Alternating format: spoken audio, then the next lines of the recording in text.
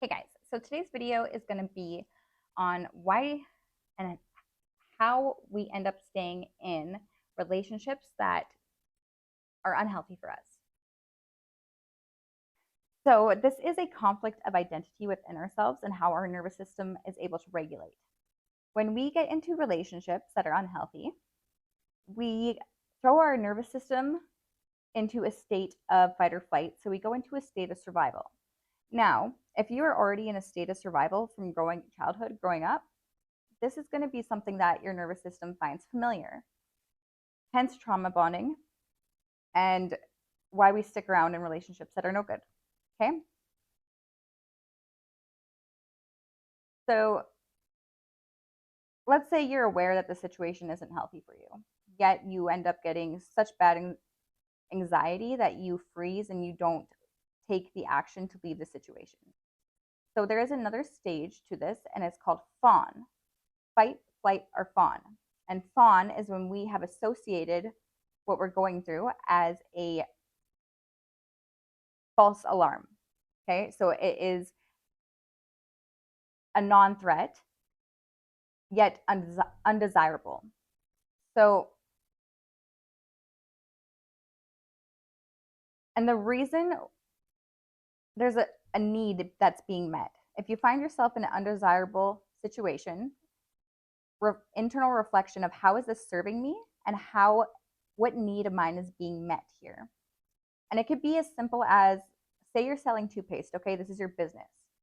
And every once in a while, your partner that you're with will sell a toothpaste, and all of a sudden he feels entitled to you buying him dinner.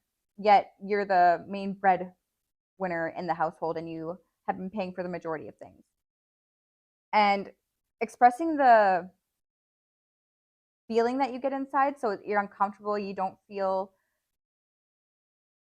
this,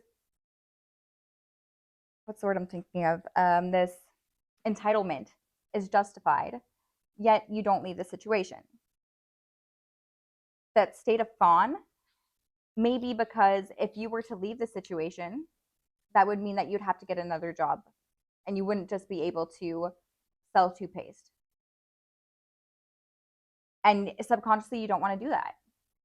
So we stay in the undesirable situation and we continue to have arguments so that we could spread out the accountability instead of just saying to ourselves, okay, look, I don't want to have to get another job, so this is serving me in some way, and this is why I'm staying.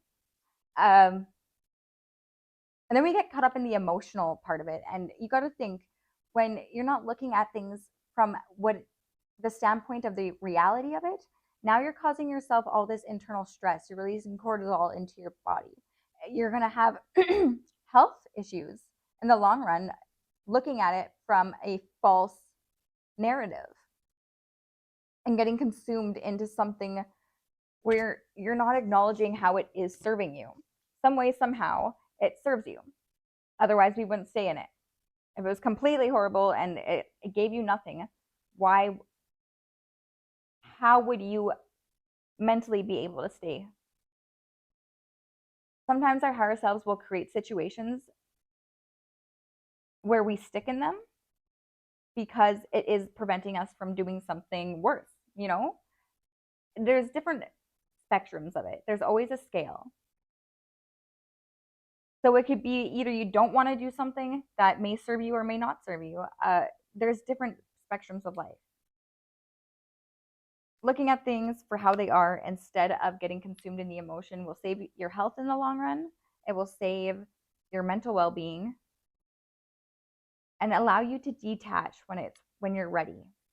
When you're ready to make that step, you will know how to, and everything else will fall into place. Look at life like a bunch of gears, okay?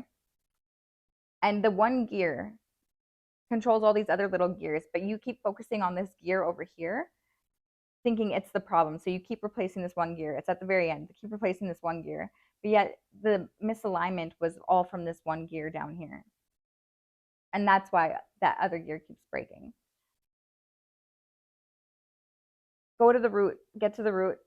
And when you're ready to make the step to change that root, you'll be ready to. Everything else will fall into place. Okay, I hope this helps you guys. Okay, bye.